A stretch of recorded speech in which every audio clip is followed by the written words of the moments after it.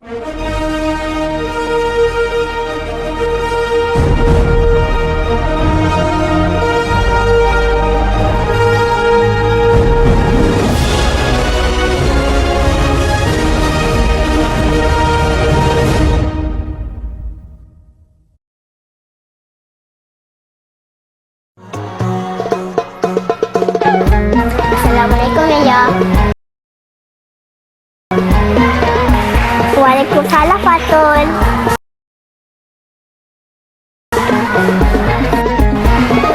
Boleh saya duduk?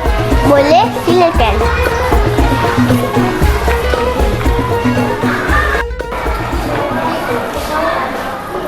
Awak tahu tak? Dalam bulan Ramadan ni ada satu peristiwa yang sangat penting dalam Islam.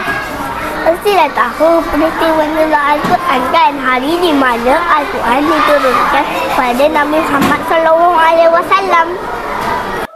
Betul tu. Al-Quran diturunkan pada 17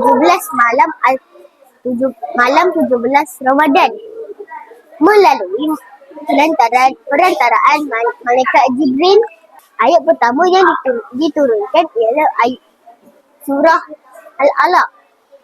Ya, ayat yang bermula dengan Iqra yang bermaksud bacalah ini menunjukkan apa pentingnya ilmu dalam Islam.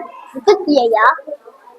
Al-Quran bukan sekadar bacaan tetapi panduan untuk hidup kita semua.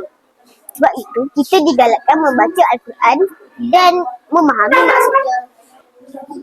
Dan pada bulan Ramadan kita digalakkan untuk lebih banyak membaca Al-Quran. Selain itu ada juga amalan tadarus yang di mana kita perlu memahami dan perlu membaca maksudnya bersama-sama.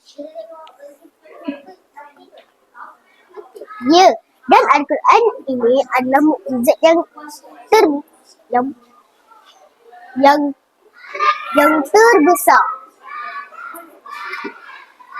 Kerana ia kekal terpelihara sampai ke hari ini tanpa sebarang perubahan walaupun satu huruf. Subhanallah, hebatnya Al-Quran.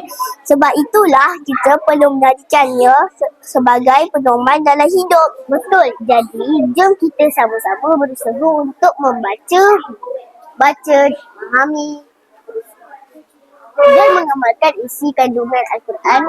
Semoga kita semua mendapat keberkatan Ramadan. Jom kita memulakan membaca satu surah hari ini.